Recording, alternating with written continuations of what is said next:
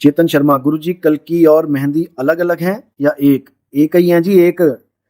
कल्कि भी एक है, मेहंदी भी एक है, और जो सेकंड कमिंग ईसा मसीह बताया गया है वो भी एक है। बुद्ध जी ने जो मैत्रेय बताया कि एक बुद्धा और आएगा, मैत्रेय कहते हैं उसको, मैत्रेय। आप गूगल पे भी सर्च करेंगे मैत्रेय। यहाँ तक कि जो बुद्धा को जो मानते हैं उनका कोई होटल हो, कोई रेस्टोरेंट हो, तो उसका नाम भी मैत्रेय रख लेते हैं वो लोग। कई बार कोई होटल का नाम है तो मैत्रेय होटल, वो भी एक है। और जो बाबा नानक की वाणी में है, होर भी उठसी मर्द का चेला, वो भी एक है। एक का ही खेल है, अलग अलग नहीं है। अच्छे से समझ लो, केवल एक का ही खेल है यहाँ पे। और वो कोई शरीर नहीं है कि कोई शरीर मान के बैठ जाए उसको। वो विदेह ज्ञान है, वो आत्म ज्ञान है, वो आत्म देव है, और वो एक ही है। आत्म देव पूजिए, गुरु के सहज सुभाए। उस एक आत्म देव को ही पूजना है, यही हमारा असली धर्म है। उसी आत्म देव को सत्य सनातन कहते हैं। सत्य सनातनी वो नहीं होता जो मंदिरों में जाके पत्थरों की पूजा करता है।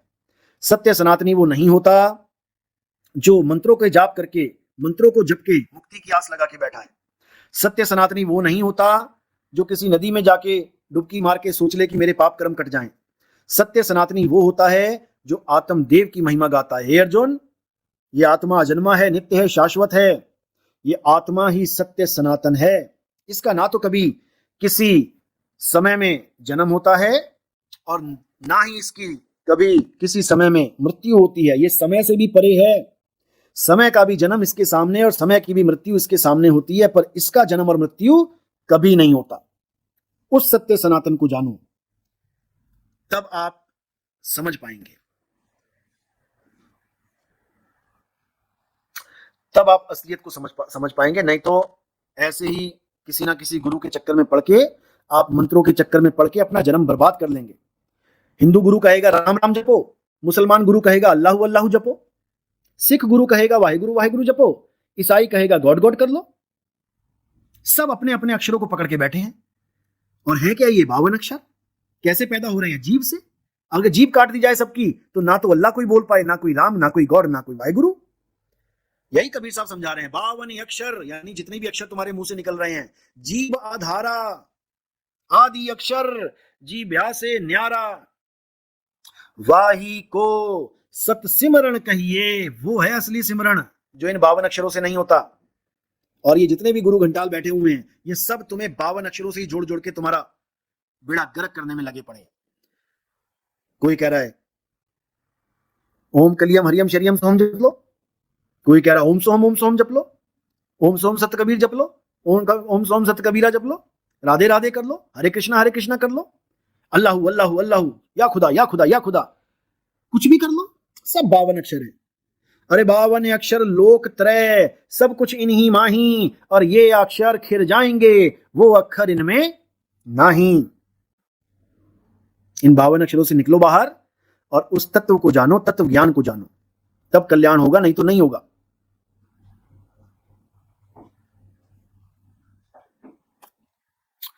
ये मन का खेल होता है। ये मन बहुत शातिर है।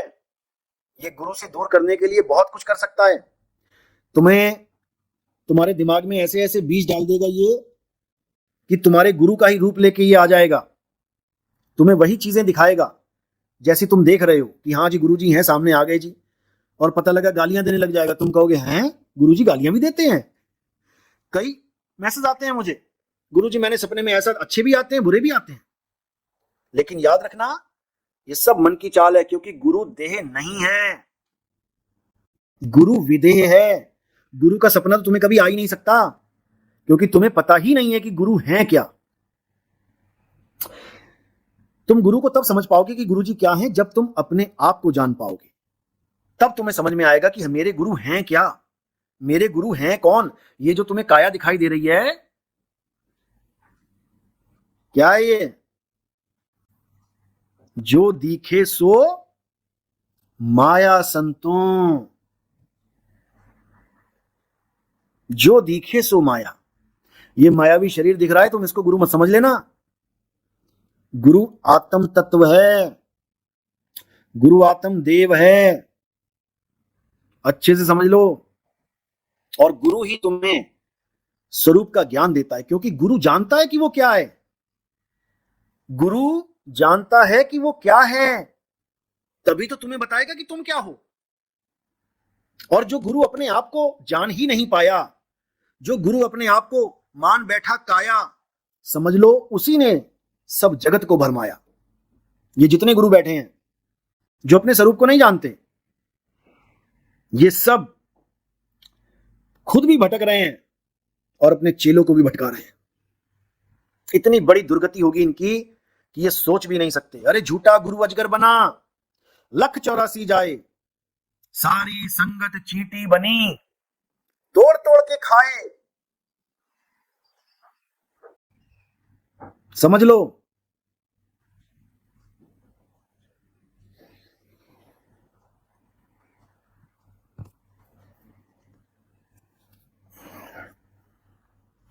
कीट न जाने भृंग को गुरु कर ले आप समान, इसीलिए बोला गया, क्योंकि गुरु अपने स्वरूप को जानता है।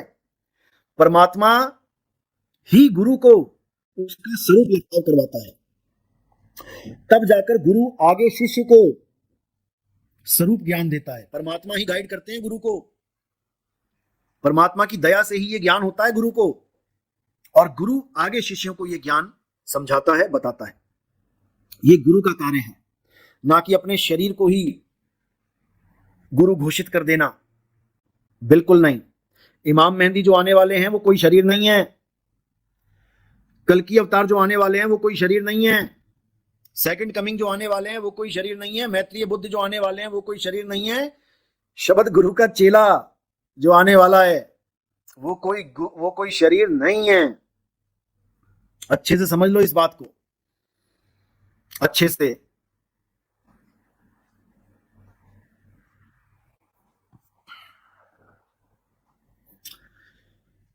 चलो दोबारा मिलेंगे, अभी थोड़ा मैंने कहीं निकलना है, समय हो चुका है।